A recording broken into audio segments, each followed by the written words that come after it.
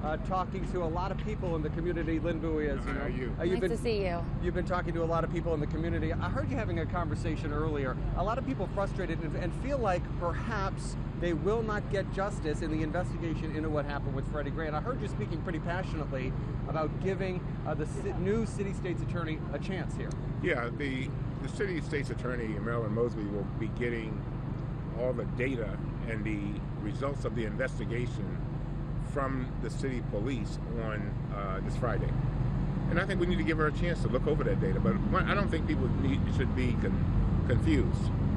She will receive that data, but it will probably take a while for charges, if charges are appropriate, to be filed, because it is an ongoing investigation. You've got the state's attorney, by the way, conducting her investigation, and you also have the police doing their investigation. But I've talked to both, and they both have said that it probably will take a while. But again, the city police department will turn over what they have to her, and she can do with it what she will, but they will still continue to investigate. And this is a process, isn't it? This is a process. So, you know, one of the things that we have to keep in mind, some people get kind of upset about the process, but that is the United States of America.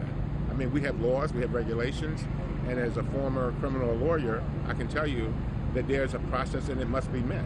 And if it were to come to an indictment, you got to make sure you dot all your I's, cross all your T's. And so, but again, a lot of people don't realize this, but Commissioner Batch has issued more information than a lot of police commissioners have throughout the country.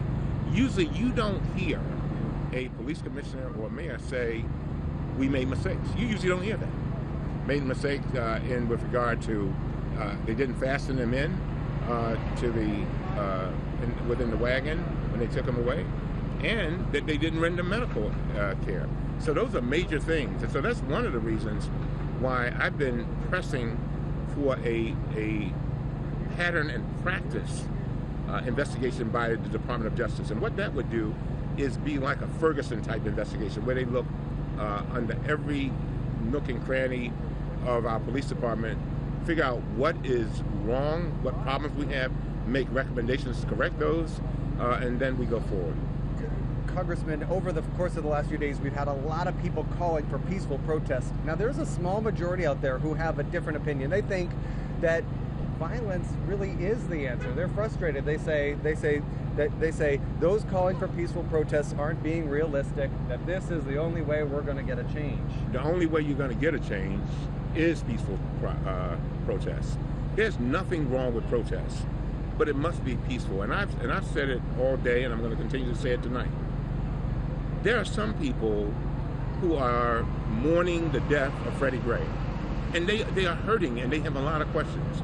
There are other people who have become opportunists to commit crimes. I don't care how you look at it. A crime is a crime.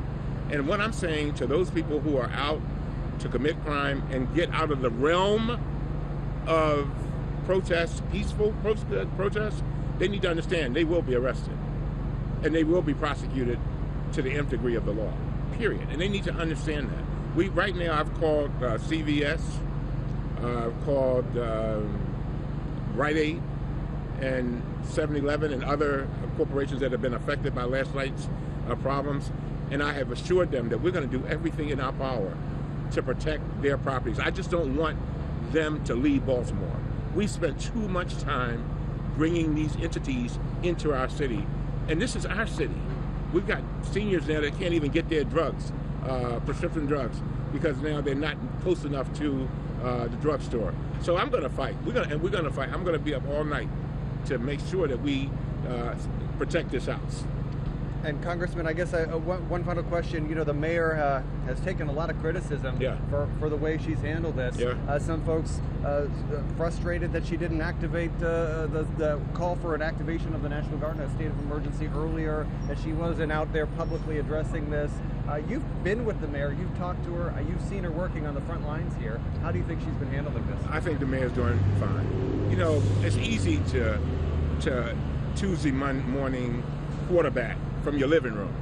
It's one thing when you got a Freddie Gray who is dead. You got a community who is not trusting the police. And basically, I think what the mayor had to do was thread a needle. On the one hand, she had to make sure that things did not get worse. And so she was very careful, and she measured everything very carefully so as not to make it worse. And so I thought she did the appropriate thing. It's hard to predict exactly what people will do. The other thing is, if things were pretty calm on a Sunday and Saturday, and then you ride in here with Humvees and military, that's the very thing we've been talking against. In other words, don't militarize our urban areas. And so, again, unless you really have to. And I think I think the criticism has been unfair. I'll be very frank with you. And I tell anybody, if you think you can make a better decision, you should make it. But nobody being in her position, it's a tough situation. Well, it is a tough situation all around. Thank you, Congressman Elijah Cummings, for taking the time out to talk to us. We appreciate it.